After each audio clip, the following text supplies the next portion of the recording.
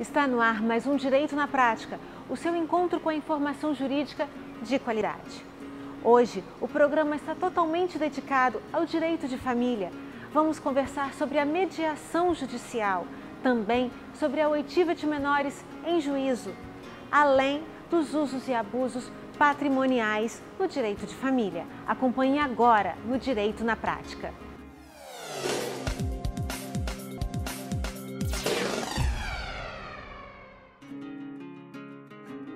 E a respeito de mediação no direito de família, eu converso com Renata Paganotto, professora de Direito da FDV, na disciplina de Conflitos e Suas Soluções. Renata, muito obrigada por ter vindo ao Direito na Prática. Obrigada a você pelo convite, obrigada por estar participando aqui nesse momento. Renata, eu vou pegar o gancho da disciplina que você ministra na FDV.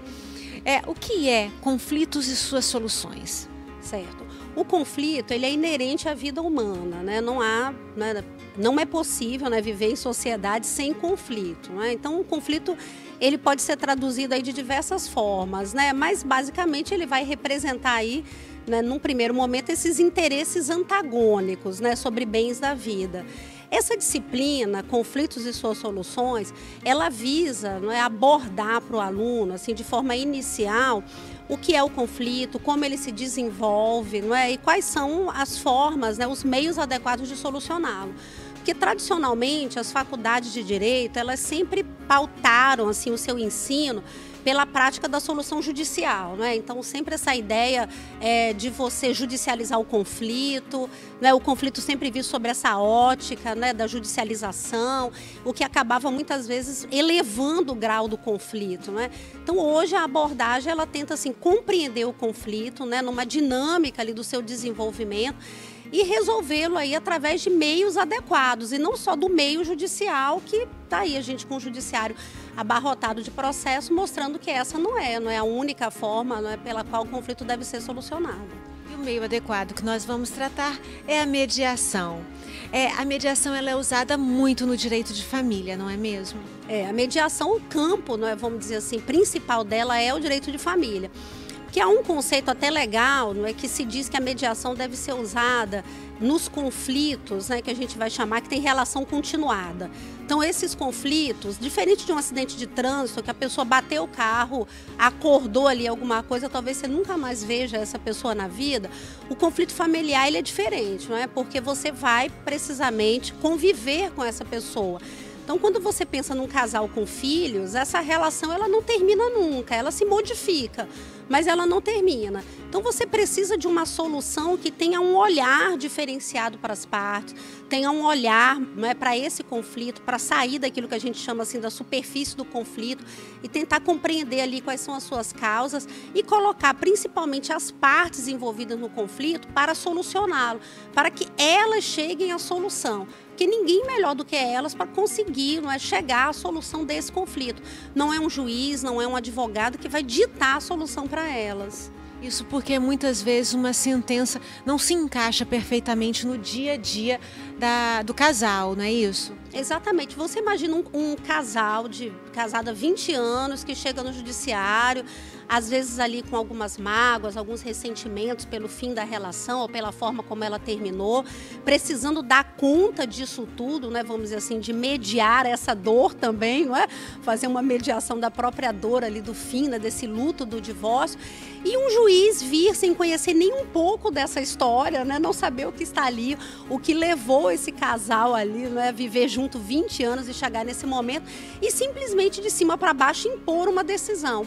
Só que nós, assim, culturalmente estávamos habituados a isso, Muitas vezes as pessoas delegam isso, Talvez até por um sentimento, assim, por uma falta de pertencimento, de empoderamento delas, Delega isso para o outro. Então, o que a mediação faz é resgatar isso nas pessoas, é empoderá-las o suficiente, atuar com essa escuta ativa para que elas possam buscar a solução do seu conflito. Só elas têm, vamos dizer assim, as ferramentas necessárias para solucioná-los. A mediação ela pode ser feita no ambiente judicial e extrajudicial ou apenas no judicial? Não, nos dois ambientes, no judicial e no extrajudicial. Você falou de mediação e de conciliação. Qual a diferença entre esses institutos? Certo. certo. Se nós formos tomar uma diferença legal, o Código de Processo Civil, ele vai dizer que a mediação é o método, né, que vai atuar com esses conflitos de relação continuada, enquanto que a conciliação, por sua vez, são esses conflitos que não têm relação continuada. Então, a gente também costuma dizer assim, que a mediação, ela vai olhar aquele conflito como se fosse um iceberg, não é? Então, aquele conflito tem uma ponta, não é, que sai para fora e aquela parte maior que está ali, não é, interna, né, ali submersa. Então, a mediação, ela vai olhar para essa parte submersa. A conciliação, ela trata de conflitos mais superficiais, que muitas vezes você não tem essa parte submersa. Igual, por exemplo, um conflito de trânsito. Não tem nada ali que ligue as pessoas. É aquilo naquela circunstância momentânea. Agora, um conflito familiar, um conflito relacionado, né, a vizinhos, ele tem uma história antes e depois. De qualquer jeito, a mediação está em evolução no nosso estado, né? Tentando restaurar as relações, visando o bem-estar do menor. É essa, né, a situação da mediação. Isso. Então, assim, por mais que a gente enfrente assim, esses desafios, como eu coloquei, é claro que assim, nem se compara a ideia de um processo judicial, não é, anterior, não é, à adoção dessas práticas. Porque mesmo quando o juiz ele atua, veja, o que não está assim, não é totalmente correto, mas ele tem essa busca, não é, por essa escuta, por esse ouvir as partes, por buscar essas causas do conflito, por dar esse espaço para que elas mesmo busquem a solução. E a mediação, se ela é realizada, não é, bem realizada, ela evita uma série de outros conflitos que podem surgir posteriormente. Por exemplo, uma alienação parental, um abandono afetivo, um divórcio mal resolvido, ele vai trazendo, vamos dizer assim, essas cicatrizes futuras. Então, muitas vezes um ato de alienação parental, ele é fruto daquele divórcio ali que não soube ser conduzido devidamente naquele momento do luto, né, em que ele se iniciou. Muito obrigada pelos esclarecimentos. A mediação está sendo um instituto que está sendo bem aceito. Vamos torcer para que o nosso judiciário evolua junto com o direito e os advogados também cresçam junto nessa nova questão. Muito obrigada. Eu que agradeço, obrigada essa oportunidade, obrigado por estar aqui e obrigada a todos que estão nos assistindo. Agora nós vamos para o intervalo e voltamos já já.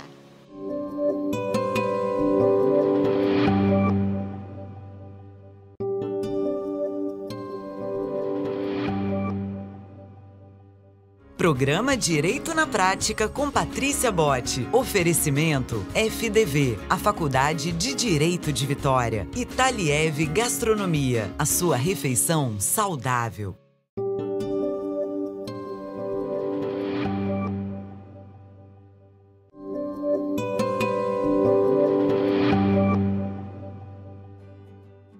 Estamos de volta e vamos conversar com a doutora Glícia Brasil, psicóloga do Tribunal de Justiça do Rio de Janeiro, que esteve aqui no estado do Espírito Santo para falar sobre a oitiva de menores em juízo.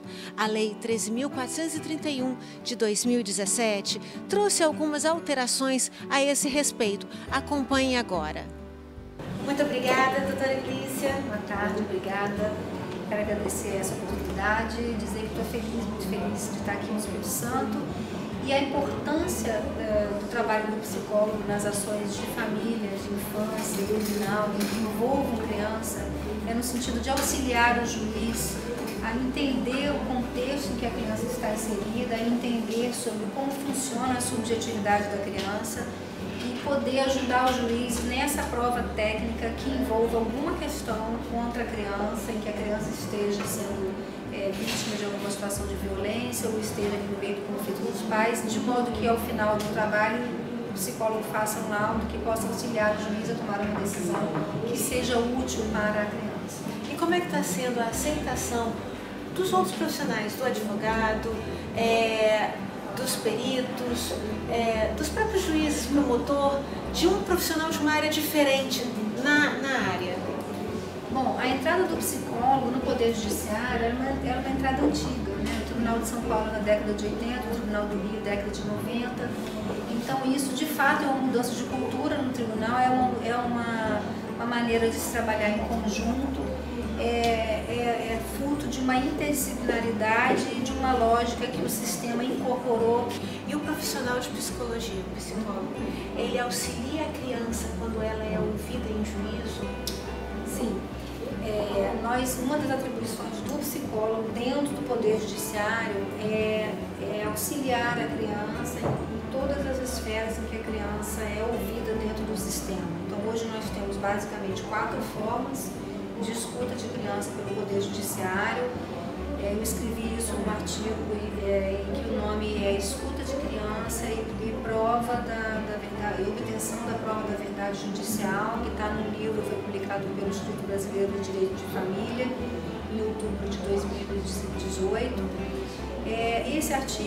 Nesse artigo eu abordei que essas formas de escuta são a audiência do 699 do Código de Processo Civil, que é o auxílio de um especialista, e esse especialista ele acompanha a criança para trazer a criança um pouco de acolhimento. Essa necessidade de especialista, o legislador não disse quem é esse especialista, se seria um médico, assistente social ou um psicólogo, então o juiz, no caso concreto, vai dizer quem é o especialista. A presença desse especialista, caso ele não esteja presente nos casos de abuso ou alienação parental, que são as hipóteses que o Código previu, a consequência é uma nulidade relativa do ato, tem que haver prova do prejuízo para a criança. A outra forma de escuta que nós temos são as perícias psicossociais, as perícias sociais feitas pelo assistente social e a perícia psicológica feita pelo psicólogo.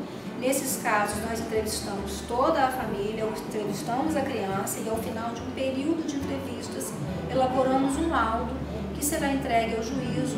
Isso é uma perícia, está lá no 464 do Código de Processo Civil e seguintes. E aí, nesses casos, esse laudo, a gente tem o direito a emitir uma opinião. A gente narra toda a dinâmica e há uma parte do laudo que a gente faz uma análise do caso, emitindo uma opinião técnica a respeito daquela questão. Lembrando que só existe o profissional da área da saúde inserido dentro do Poder Judiciário porque existe essa preocupação com o bem-estar da criança. A criança ganhou um lugar de protagonista dentro do sistema, com o Estatuto da Criança e com a Constituição Federal lá no artigo 227. O psicólogo, ele também tem mais jeito, mais jogo de cintura para conseguir que a criança se abra, não é isso? A formação da psicologia requer essa habilidade, né? Requer primeiro que goste de gente, sim, é pré-requisito, né? Que goste de conflito, é o segundo pré-requisito. E quem atende criança que goste de trabalhar com criança. Então a gente gosta, a gente faz com muito amor. A criança, quando vai ao tribunal, muitas famílias resistem, acham que vai ser uma coisa traumática levar o filho até o tribunal. É claro que é um espaço duro, é um espaço cinza, é um espaço sem cor, é um espaço assusta, né? Assusta muito a ida ao tribunal. As pessoas ficam muito ansiosas, muito frio, né? E nós, profissionais da saúde, nós psicólogos, tentamos acolher essa criança, mandar ela no espaço com cor, com muito carinho. A gente escuta, a gente informa que ali ela não tem que escolher nada, ela é criança, ela não tem que decidir se vai ficar com o pai ou se vai ficar com a mãe, que quem vai decidir isso é o juiz. Ela tem direito à opinião, tá? Ela tem direito a não falar nada, né? Ela tem direito a não palavra, né? Ela tem direito ao silêncio, inclusive a não palavra, que significa não ter que escolher. Porque quando a gente fala que a criança tem direito à palavra, o sistema deu esse direito à criança, trazido por convenções internacionais, pelo Estatuto e pela Constituição, isso na prática veio se confundindo e acabou criando um sistema perverso. E o sistema se perverteu, a ótica da proteção se perverteu, porque ao tempo que a gente ouve a criança dizendo que quer proteger, muitas vezes a gente desprotege, porque a gente coloca a criança num lugar de intenso sofrimento. E ela pode se sentir culpada de ter que escolher entre o pai e a mãe. Exatamente. É um dilema que pode trazer consequências na vida adulta, né? Isso. E aí é o que a gente quer evitar. Né? Então, quando a gente diz para a criança, olha, a gente vai ouvir a sua opinião, a gente está aqui para te ouvir, te ajudar, mas você não vai decidir sobre isso, vai o juiz decidir. A gente retira a criança desse lugar da culpa. E na maioria das vezes que nós percebemos na prática que a criança faz um gesto assim, de alívio. Então, esse peso e medida é dado no caso concreto. Via de regra, não é a criança que decide, não é o adolescente que decide, e as opiniões são levadas em conta, é o juiz que decide, sendo que a opinião de um adolescente, a gente ouve um pouco mais de peso do que a opinião de uma criança, né? E se você gostou, vá lá na rede social, Então, quem gostou e quiser dicas sobre esse funcionamento do psicólogo dentro do Poder Judiciário, eu tenho feito stories contando casos concretos a respeito de violência contra crianças, situações em que nós psicólogos podemos intervir para ajudar e como é que funciona esse trabalho de rede, esse trabalho de apoio que nós fazemos, né, o juízo de família, infância, criminal e orfanológico. Então me segue lá, Glícia_Brasil com Z, e lá também tem o meu YouTube, que agora de cabeça eu não sei, mas está lá no meu Instagram. E a doutora Glícia fazendo parceria com o Direito na Prática. Nós vamos para o intervalo e no próximo bloco vamos conversar com o Dr. Rafael Calmon sobre usos e abusos patrimoniais no direito de família.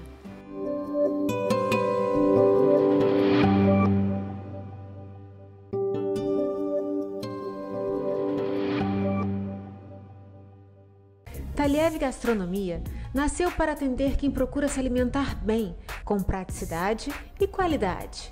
Oferece café da manhã, almoço e grande variedade de saladas, wraps, congelados, sucos e lanches da tarde. Aberto de segunda a sexta, o Taliev Enseada tem delivery para quem quer receber delícias em casa ou no trabalho. Alimentação saudável para o seu dia a dia é no Taliev Enseada. Venha conferir!